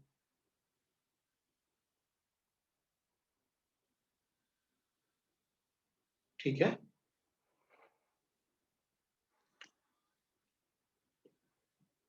तो तुम्हें बेसिक वाला पार्ट लिख, वैसे भी ना कार्बोक्सिलिक एसिड मतलब पूरा ऑर्गेनिक केमिस्ट्री का एसिड को बेसिक स्ट्रेंथ ना GOC2 है। मैं तो आपको थोड़े थोड़े एप्लीकेशन बता रहा हूँ। तो GOC2 में पूरा एसिडिक बेसिक स्ट्रेंथ खत्म हो जाएगा, पूरा ऑर्गेनिक केमिस्ट्री। तो वहां पर अपन बेसिक स्ट्रेंथ ऑफ अमाइंस पढ़ेंगे ना, कम से कम 4.5-5 घंटे पढ़ेंगे। अमाइंस का बेसिक स्ट्रेंथ बहुत ज्यादा होता है, इसलिए मैंने उसको एक छोटा सा पार्ट लेके सिर्फ इंडक्टिव है कि भैया नाइट्रोजन एटम है, इस पे इलेक्ट्रॉन डेंसिटी बताओ कि इसमें ज्यादा इंक्रीज हो रहा है। हमें तो बस इंडक्टिव इफेक्ट चाहिए था। अच्छा, ये इससे इलेक्ट्रॉन लेगा और ये दे सकता है तो ये ज्यादा इलेक्ट्रॉन देगा, और एक ही कार्बन एटम है तो बेचारा ये एक ही इलेक्ट्रॉन देगा तो कितना दे पाएगा इलेक्ट्रॉन, या 2 दे तो ज्यादा इलेक्ट्रॉन देगा। तो अपन ना उसमें मैंने इसलिए ज्यादा वो नहीं किया, क्योंकि जो पार्ट मैं तुम्हें बता रहा हूँ इंडक्टिव इफेक्ट वाला पार्ट, ये तो शायद अपन कभी चेक करें अमाइंस के बेसिक स्ट्रक्चर में, और ना दूसरे ही फैक्टर। मुझे सिर्फ चाहिए, हाँ ये पार्ट अपन को काफी पार्ट अपन को करना पड़ेगा, क्योंकि रेजोनेंस इफेक्ट और मेसोमेरिक इफेक्ट अपन को काफी। अब देख, जो पार्ट अपन ने केमिकल बॉन्डिंग में पढ़ा, अपन ने केमिकल बॉन्डिंग में भी कुछ कुछ रेजोनेंस पढ़ा। वहां अपन ने जो रेजोनेंस पढ़ा था ना, वो एक्चुअल में मतलब देखा जाए तो अपन ने ये पढ़ा था कि भाई रेजोनेंस हम क्यों पढ़े। तो अपन ने कहा था देखो, अगर किसी एक मॉलिक्यूल के प्रॉपर्टीज, उसके सारे केमिकल और फिजिकल प्रॉपर्टीज उसके एक स्ट्रक्चर से नहीं बता सकते तो हम एक से ज्यादा स्ट्रक्चर लिखते हैं। अब उसके एक से ज्यादा स्ट्रक्चर लिखते हैं। Those structures are called resonating structures. Those structures are called resonating structures. ठीक है ना? ये जो स्ट्रक्चर्स थे, हम जो एक से ज्यादा स्ट्रक्चर लिखेंगे, those structures are called resonating structures, and the phenomena of writing these structures is called resonance phenomena. And the phenomena of writing these structure is called resonance phenomena. ये पढ़ा था अपन ने। जैसे अपन ने कहा था isomerism. Isomerism is a phenomenon. Isomer are structures with same molecular formula but different algebraic name. They are called isomers. और isomerism, हम आइसोमरिज्म सिर्फ कंपैरिजन में पढ़ सकते हैं दो मॉलिक्यूल में। बताओ उसमें पोजिशनल आइसोमरिज्म है, बताओ उसमें चेन आइसोमरिज्म है, बताओ उसमें मेटामेरिज्म है क्या? तो वो पेयर्स, मतलब हम सिर्फ पेयर में पढ़ सकते हैं। So this is a phenomena. Metamerism है तो कार्बन एक्सचेंज होना कंपलसरी है। Isomer is not a phenomena. Isomer is molecular formula same है, आईयूपीएक नेम अलग है, अलग आइसोमर है ना, पिक करो। आइसोमर कितने भी हो सकते हैं, आइसोमरिज्म कितने भी नहीं हो सकते। आइसोमरिज्म के लिए पेयर लिखना होगा। आप पेयर बताओ, मैं बताऊंगा कि इसमें कौन सा isomerism. Resonance is a phenomena, a way of writing these structures, that is resonance, right? Or resonating structures, resonating के structures हैं, अलग अलग structures जिनको अपन isolate नहीं कर सकते, right ना? मतलब जब भी अपन ऐसे लिखेंगे कि मेरे पास ऐसे गिवन है, एक मेरे पास रिएक्टेंट है, बी में कन्वर्ट कर देता हूं, ए मेरे पास है, बी में कन्वर्ट कर लेता हूं, ए मेरे पास गिवन है और बी के लिए ऐसे लिख लेता हूं। इस एरो का मतलब है मेरे पास ये है, बाद में अपने पास ये बचेगा। इस एरो का मतलब है दोनों हमेशा रहेंगे, कोई कंप्लीटली कंज्यूम नहीं होगा, दोनों को आइसोलेट कर सकता हूं मैं। और इस एरो का मतलब है दोनों एग्जिस्ट करते होंगे, मैं किसी को आइसोलेट नहीं कर सकता। तो फिर आइसोलेट तुम्हें कैसे पता चला कि ऐसे एग्जिस्ट करते होंगे? मैंने जो पढ़ा उसके हिसाब से। क्यों? मेरे हिसाब से था कि बेंजीन में ना दो टाइप के बॉन्ड्स होने चाहिए, carbon carbon single bond, carbon carbon double bond. Single bond 1.54 और कार्बन कार्बन डबल बॉन्ड 1.34 होना चाहिए। लेकिन बेंजीन के सारे जो कार्बन कार्बन बॉन्ड थे, वो सारे के सारे बॉन्ड 1.42 एंगस्ट्रॉम के थे। कोई तो ऐसा फिनोमेना होगा जिसकी वजह से बॉन्ड लेंथ ये छोटा हो रहा होगा और ये बढ़ रहा होगा। क्यों? अदरवाइज अगर मॉलिक्यूल बेंजीन ये है तो फिर दो ही टाइप के बॉन्ड होने चाहिए। तो फिर अपन ने कहा अगर सारे के सारे बॉन्ड ऐसे हैं तो कोई तो फिनोमेना होगा, that is mixing of orbital.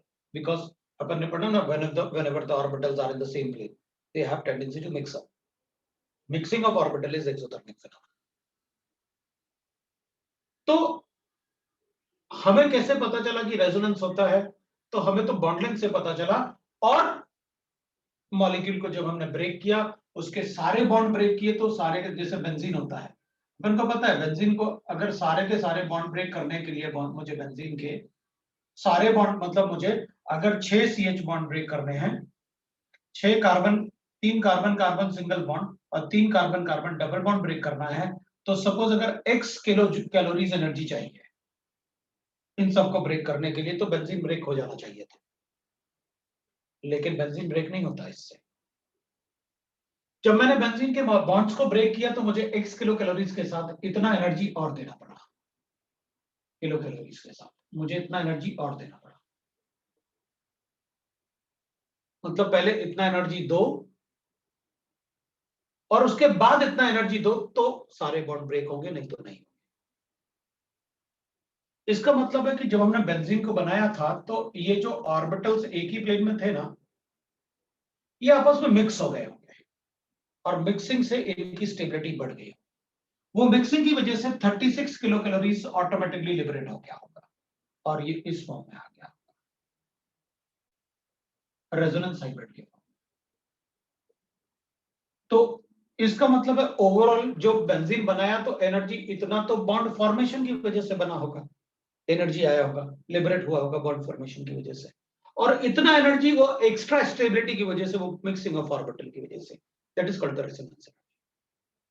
तो जब मुझे बेंजीन मॉलिक्यूल को ब्रेक करना पड़ रहा है तो ये बॉन्ड ब्रेक करने के लिए मुझे x किलो कैलोरीज चाहिए होगी एनर्जी, लेकिन इसके अलावा ये भी यूज करो तभी सारे बॉन्ड ब्रेक होते हैं, नहीं तो नहीं होते। इसका मतलब पहले 36 दो ताकि इसका रेजोनेंस फिनोमेना ब्रेक हो, उसके बाद ये बॉन्ड ब्रेक होंगे। तो रेजोनेंस एनर्जी होती है the extra energy that is attained by the molecule due to extra stability. जब मॉलिक्यूल को बनाएंगे तो बन गया, हमने इतना एनर्जी लिबरेट हुआ बॉन्ड बनाने से, और उसके बाद जब मॉलिक्यूल बन गया तो ऑर्बिटल सेम प्लेन में होने की वजह से वो मिक्स अप हो गए। तो दैट इज रेजोनेंस एनर्जी, जो मैंने आपको थर्मोकेमिस्ट्री में भी बताया। अब यहां की बात करते हैं जो अपन ने पहले पढ़ा। मैंने आपको पहले बताया था रेजोनेंस एनर्जी जब हम किसी एक मॉलिक्यूल के फिजिकल और केमिकल प्रॉपर्टीज किसी एक स्ट्रक्चर से ना बता पाए तो हम एक से ज्यादा स्ट्रक्चर लिखते हैं। Those structures are called resonating structures and the energy liberated due to extra stability is called resonance energy. हमने कुछ क्वेश्चन भी किए थे। अब अपन को एक बात पता था, इसमें जो पार्ट अपन वहां मतलब मैं आपको बता रहा था कि यार थोड़ा ये जल्दी पढ़ लिया अपन ने, अपन को बाद में पढ़ना चाहिए था, क्योंकि अगर बाद में पढ़ेंगे तो अपन को सारा कुछ दिख रहा होगा। ये अपन को पता चल गया व्हाट इज दैट, और वो एरो बनाए हैं तो उसका मतलब क्या है हमें पता है। अब देखिए एक बात, मैं अगर इसको थोड़ा सा बड़ा बना दूं तो अपन को साफ साफ सब चीजें दिखेगी, मतलब जो अपन उस टाइम नहीं देख पा रहे थे। और इसलिए मैं कह रहा था छोड़ो इसको, मतलब अभी कोई ज्यादा क्वेश्चन नहीं आने वाले, अपन शीट के हिसाब से क्वेश्चन कर देते हैं। अब देख ऑक्टेट कंप्लीट करेंगे तो अपन को पता ही ऐसे रहेंगे, ये ऐसे रहेंगे, ये भी ऐसे रहेगा। ये इलेक्ट्रॉन्स लिखे मैंने, ठीक है, ये कार्बन के इलेक्ट्रॉन। अपन क्या करेंगे, अगर देखा जाए तो इसको आप sp2 हाइब्रिडाइज्ड बोलोगे, इसको sp3 बोलोगे, और इसको भी sp3 बोलोगे अगर कॉन्जुगेशन नहीं है तो। वैसे तो मैं सभी को sp2 बोलने वाला, रीजन क्योंकि यहां पर एक जो इलेक्ट्रॉन होगा, एक लोन पेयर होगा। अब ये तो टेट्राहेड्रल शेप में है, अगर टेट्राहेड्रल शेप में है और ये सिंगल बॉन्ड है तो इन तीनों में से एक ऑर्बिटल तो ऐसा होगा ना जो इस पाई बॉन्ड के प्लेन में होगा। मान लेते हैं ये पाई बॉन्ड और ये सिग्मा बॉन्ड। भाई ये पाई बॉन्ड अगर ये sp2 हाइब्रिडाइज्ड है,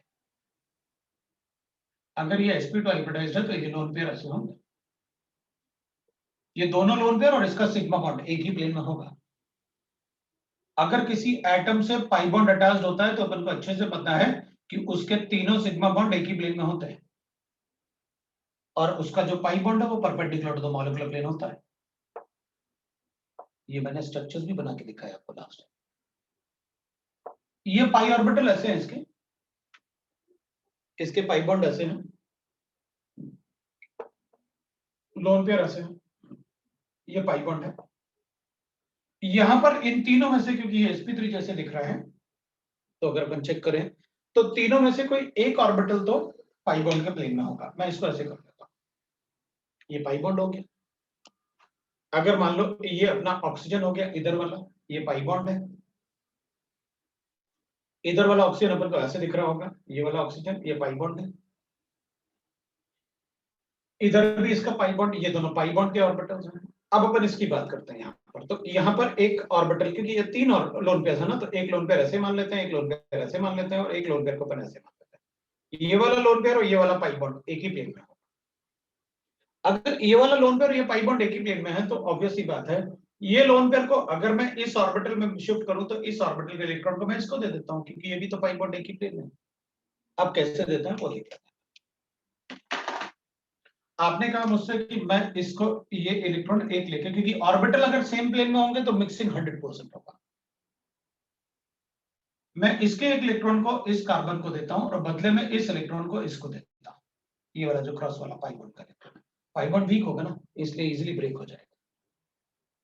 तो अपन क्या करेंगे, अच्छा आप जो बना रहे हो रेजोनेटिंग स्ट्रक्चर वो ऐसा बना रहे हो, मेरे पास कार्बन था, यहाँ सिग्मा बॉन्ड तो शिफ्ट होते नहीं है, तो यहाँ पर जो ऑक्सीजन होगा वो ऑक्सीजन जिस पर नेगेटिव चार्ज था, तो एक इलेक्ट्रॉन ले लिया आपने और इसको दिया, तो इलेक्ट्रॉन ले लोगे तो नेगेटिव चार्ज खत्म हो जाएगा, और वो दो इलेक्ट्रॉन से आपने ऐसे बॉन्ड बना दिया।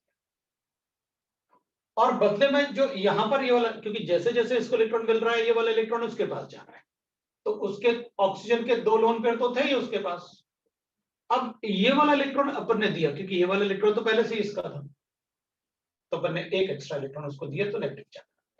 ये वैसे ही था जैसे है,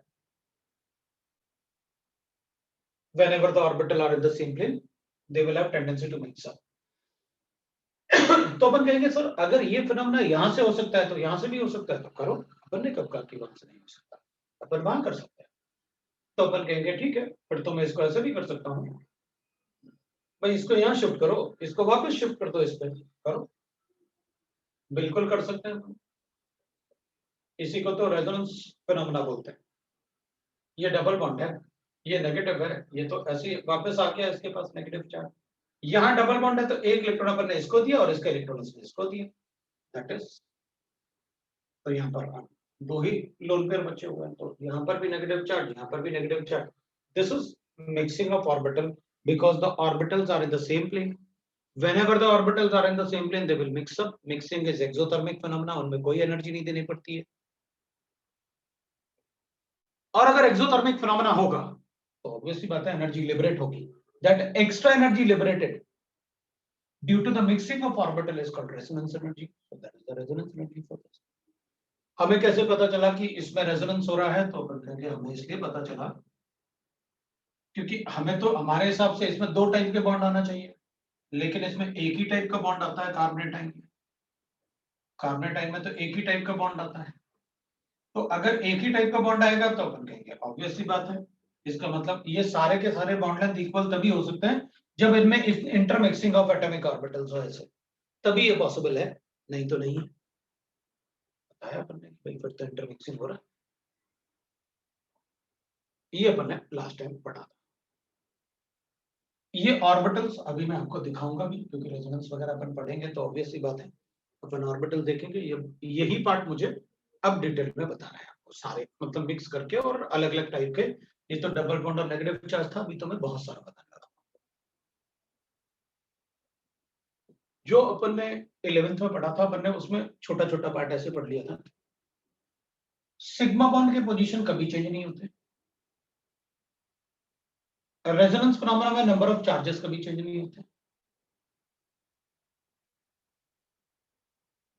नंबर ऑफ चार्जेस कभी चेंज नहीं होंगे। पाई बॉन्ड का डिलोकलाइजेशन होगा, जितने लोन पेयर होंगे उतने लोन पेयर सभी स्ट्रक्चर में होंगे, जितने नेगेटिव चार्ज होंगे वो सभी स्ट्रक्चर में उतने ही नेगेटिव चार्ज होंगे रेजोनेंस फिनोमेना में। और इनकी एनर्जी जो होती है वो अलग अलग भी हो सकती है, सेम भी हो सकती है। यहाँ पर अपन ने जितने भी स्ट्रक्चर्स पढ़े थे उसमें ऑलमोस्ट सभी का एनर्जी अपन ने सेम ही रखा था। तो ये पार्ट अपन ने लास्ट टाइम पढ़ा हुआ था रेजोनेंस फिनोमेना में, और उसमें अपन ने बॉन्ड ऑर्डर वगैरह भी कैलकुलेट किया था। There can be many ways to calculate the bond order. अपन ने इजीएस्ट वे लिखा था कि भाई जितने बॉन्ड है सेंट्रल एटम के अराउंड और कितने जगह नेगेटिव चार्ज का डिलोकलाइजेशन है वो बता दो, वही बॉन्ड ऑर्डर बता देंगे। तो उस टाइप से अपन ने बॉन्ड ऑर्डर कैलकुलेट किया। प्लेसेस मतलब कोई भी एक नेगेटिव, ये देख लो कि भाई कितने जगह हैं, क्या सभी जगह मैं नेगेटिव चार्ज ला सकता हूँ, अगर ला सकता हूँ तो डिवाइड। अगर किसी एक जगह ऐसे होता, मान लो मतलब कि भाई ये नंबर ऑफ प्लेसेस को सर कोई डिफरेंट हो तो बता दो, तो अपन कहेंगे अगर मेरे पास ऐसे होता बाई कार्बोनेटाइन, तो अपन कहते देखो इसमें ना नेगेटिव चार्ज इस बॉन्ड के साथ तो कॉन्जुगेशन में हो सकता था, लेकिन इधर कभी कॉन्जुगेशन नहीं हो पाएगा नेगेटिव चार्ज का। तो अगर वहां कभी कॉन्जुगेशन नहीं हो पाएगा नेगेटिव चार्ज का, तो फिर अपन इसको बॉन्ड ऑर्डर के लिए अपन ने 3/2 लिखा था। भाई 3 बॉन्ड हो गए जहां कॉन्जुगेशन होगा, क्योंकि ये फोर्थ वाले में तो हो नहीं पाएगा कभी इधर कॉन्जुगेशन, तो अपन ने लिखा था कि भाई 3/2 कर लो, क्योंकि 3 बॉन्ड है ये 1 2 3 और 2 जगह डिलोकलाइजेशन करोगे आप, इसलिए अपन ने 3/2 कर दिया था। तो वो अपन ने पढ़ा था, उसका और क्लियरिटी आएगा अपन को अगर अपन इसमें और रेजोनेंस एक बार देखते हैं कैसे पढ़ना है अपन को, क्योंकि मैं अलग अलग टाइप से बताऊंगा। डबल बॉन्ड नेगेटिव चार्ज बहुत सारे टाइप से बताऊंगा, और ऑर्बिटल्स भी अपन मोस्टली ड्रॉ करके भी देखेंगे कि भाई ऑर्बिटल एक बार, वैसे तो मैंने आपको लास्ट क्लास में सभी को ऑर्बिटल बना के दिखाए थे। जब मैंने डबल बॉन्ड और ट्रिपल बॉन्ड आपको बताए थे तो मैंने आपको डबल बॉन्ड कॉन्जुगेशन में भी बताए थे, और मैंने आपको डबल बॉन्ड और ट्रिपल बॉन्ड आपको बना के दिखाए थे कि कैसे आप ऑर्बिटल्स को देख सकते हैं, ठीक है ना। तो अभी अपन चेक कर लेते हैं रेजोनेंस फिनोमेना। ठीक है, तो अपन रेजोनेंस पढ़ सकते हैं। तो रेजोनेंस फिनोमेना के लिए क्या क्या अपन को रिक्वायरमेंट है वो देखते हैं। तो अपन क्या करेंगे, रेजोनेंस और मेसोमेरिक के लिए पहले तो अपन condition, it is a exothermic phenomena अपन बना देते हैं। It is both are exothermic, it is a exothermic phenomena, ठीक है, ये एक्सोथर्मिक फिनोमेना। फिर अब हम इसमें एक पॉइंट लिख सकते हैं, दैट इज फर्स्ट पॉइंट। मैं कुछ ऐसे लिख रहा हूं कि भाई कंडीशंस टाइप लिख रहा हूं। What are the conditions for resonance? तो फर्स्ट कंडीशन है the atoms involved in conjugation, involved in resonance phenomena must be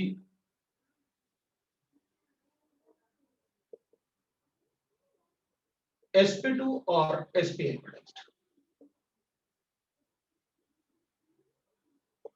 ठीक है ना। सो एक तरीके से अपन कह रहे हैं कि भाई प्लेनर स्ट्रक्चर होना, एक तरीके से अपन बोल रहे हैं एक तरीके से कि भाई अपन को प्लेनर स्ट्रक्चर मिलने चाहिए। तो प्लेनरिटी होगी, जैसे बेंजीन होता है वो भी एक प्लेनर मॉलिक्यूल होता है, उसमें रेजोनेंस फिनोमेना इजीली हो जाएगा। sp2 हाइब्रिडाइज्ड है, और अगर sp2 हाइब्रिडाइज्ड है तो ऑब्वियस सी बात है वहां पाई बॉन्ड होगा, और पाई बॉन्ड होगा तो कॉन्जुगेशन। दूसरा condition, there must be at least one of the conjugation system, one of the conjugated system, conjugated system। तो इनमें से one of the conjugated system as, मतलब कोई एक कॉन्जुगेटेड सिस्टम तो होना ही चाहिए। एक कॉन्जुगेशन होता है भाई double bond and double bond के बीच में, या फिर डबल बॉन्ड और पॉजिटिव चार्ज के बीच में होना चाहिए, या फिर डबल बॉन्ड और नेगेटिव चार्ज जैसे अपन कार्बोनेटाइन में लिख रहे थे, या फिर double bond and lone pair भी हो सकता है। ट्रिपल बॉन्ड लिख लेते हैं, ट्रिपल बॉन्ड होना चाहिए, ठीक है ना। Double bond and triple bond भी हो सकता है, या फिर double bond and free radical भी हो सकता है, और या फिर double bond and that is lone pair भी। मतलब वन ऑफ द कॉन्जुगेशन तो होना ही चाहिए।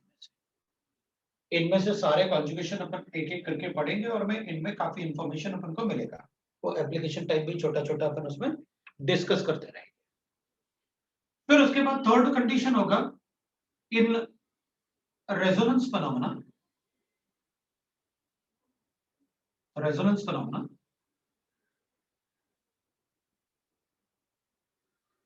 octet of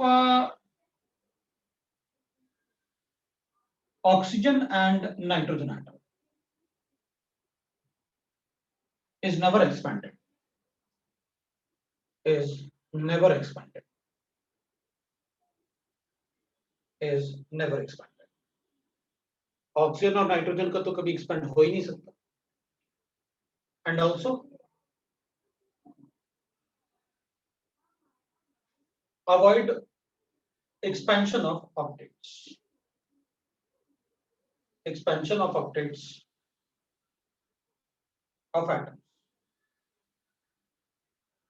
of any atom। मतलब अपन हमेशा अवॉइड करेंगे कि किसी का ऑक्टेट एक्सपांड ना हो। अब atom involve in the resonance, ये तीन ही कंडीशन है अपने पास, और इसमें तो अपन देखेंगे। पहले अपन ये चेक कर ले कि भाई कैसे अपन रेजोनेंस फिनोमेना बताएंगे, उसके हिसाब से अपन राइट ना चेक करेंगे। पहले मैं आपको क्वेश्चंस बताऊंगा और एक एक करके अपन पढ़ेंगे और बहुत सारे एग्जांपल्स। कॉन्जुगेटेड सिस्टम का मतलब होता है कि भाई जैसे अगर मान लेते हैं अपन कि जैसे अपन ने ये लिखा हुआ है, तो इसमें अपन अल्टरनेट डबल बॉन्ड लिखते हैं।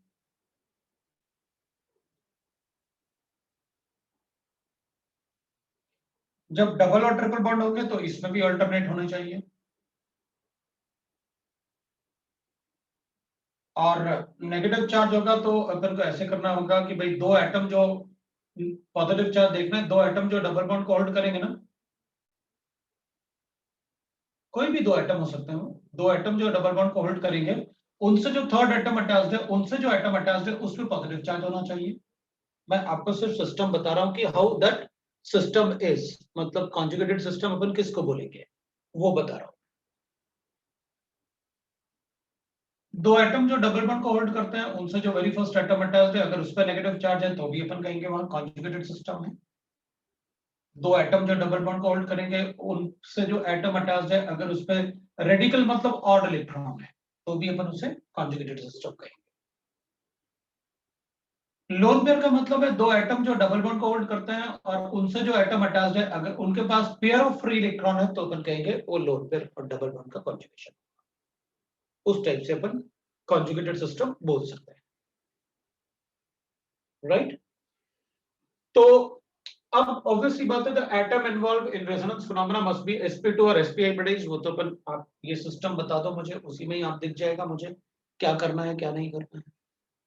तो सबसे पहले अपन इन पार्ट को पढ़ते हैं, और फिर उसके बाद ऑब्वियसली बात है, ये तो एक ऐसा पार्ट है जिसको हमें याद होना चाहिए कि भाई देखो, किसी भी एटम का ऑक्टेट एक्सपेंड नहीं करना है, किसी भी एटम का ऑक्टेट एक्सपेंड नहीं करना है अपन को, राइट। तो मैं इसमें एग्जांपल लेने वाला हूं। तो पहले अपन कॉन्जुगेटेड सिस्टम पढ़ते हैं, डबल बॉन्ड और डबल बॉन्ड का कॉन्जुगेटेड सिस्टम से शुरुआत। तो एक एक सिस्टम को अच्छे से पढ़ के, उसके एग्जांपल देख के, उसके बाद फिर अपन आगे बात करेंगे। तो पहले अपन सबसे पहले पढ़ते हैं कॉन्जुगेशन बिटवीन, इसको अपन कॉन्जुगेशन बोलते हैं। So conjugation between double bond and double bond, double bond and double bond. तो मैं पहले एक एग्जांपल ले लेता हूं भाई, अल्टरनेट डबल बॉन्ड लेने हैं तुमको, that is called conjugation. Conjugation मतलब अल्टरनेट डबल बॉन्ड। तो अगर मुझे अल्टरनेट डबल बॉन्ड लिखने हैं, तो सबसे अच्छा एग्जांपल तो अपने पास बेंजीन का ही होता है। तो हमारे पास बेंजीन में अल्टरनेट डबल बॉन्ड्स होते हैं। ये बेंजीन का स्ट्रक्चर है, this is the alternate double bonds. अब ये भी हो सकते हैं और ऐसे भी हो सकते हैं। अपन अल्टरनेट डबल बॉन्ड ऐसे भी लिख सकते हैं बेंजीन में। बेंजीन दोनों ही ये बेंजीन के रेजोनेटिंग स्ट्रक्चर्स हैं, दोनों का एनर्जी सेम होगा। ये रेजोनेटिंग स्ट्रक्चर्स है बेंजीन के, दोनों का एनर्जी सेम होगा। और अगर इसका रेजोनेंस हाइब्रिड बनाएंगे तो it will be like this is the resonance hybrid. ऐसे अपन रेजोनेंस हाइब्रिड बनाते हैं। हम सबको पता है कि कार्बन ने यहाँ पर ये जो एटम्स है, ये जो एटम है ये sp2 हाइब्रिडाइज्ड है। तो अगर ये sp2 हाइब्रिडाइज्ड है तो we can write like this, sp2 hybridised को। अब इससे आगे अपन नेक्स्ट टाइम डिस्कस कर सकते हैं, क्योंकि इसमें अपन कॉन्जुगेशन पढ़ेंगे तो सारे कॉन्जुगेशन एक साथ ही पढ़ेंगे। तो यहाँ पर रुक जाते हैं और नेक्स्ट टाइम इसको वापस अपन कंटिन्यू करेंगे। आप तब तक होमवर्क आपका है, सॉल्यूशंस को आप सॉल्व कर लो। आप एक्सरसाइज 2 का पार्ट 2 भी सॉल्व कर लो, और पार्ट 3 कॉम्प्रेंशन होता है, उसमें दो क्वेश्चंस होते हैं। और पार्ट 4 मैच द फॉलोइंग, तो आप उसे मतलब बता देना तो मैं डिस्कस कर दूंगा। तो जो भी आपको पढ़ना है वो अपन नेक्स्ट टाइम, सोल्यूशन में भी डाउट है, that is due point, bubble point, हाँ वो भी बता दूंगा, कोई प्रॉब्लम नहीं है, ठीक है। तो मैं सोच रहा था उसमें किसी दिन मतलब एक एक्स्ट्रा क्लास लगा के मैं आपको वो ड्यू पॉइंट और बबल पॉइंट समझा दूंगा, ठीक है ना। और थर्मो के डाउट्स भी, अपने थर्मो के भी डाउट्स करने हैं, तो जो डाउट क्लास है आप मैक्सिमम उस डाउट क्लास में करने की कोशिश करो। डाउट्स जो होंगे, बाकी अगर कोई पढ़ने वाला पार्ट है, बबल पॉइंट, डो पॉइंट, वो बता दो, ठीक है। एक्सरसाइज 3 अपन ने काफी कुछ डिस्कस कर लिया, नेक्स्ट क्लास में डिस्कस भी कर लेंगे।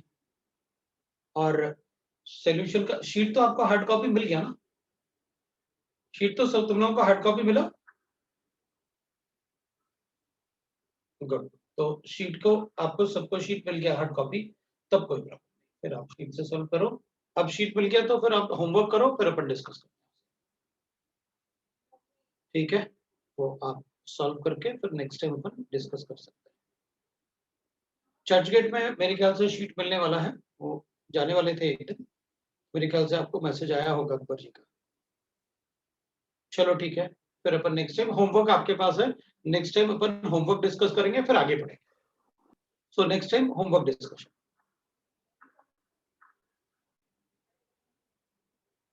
चलो।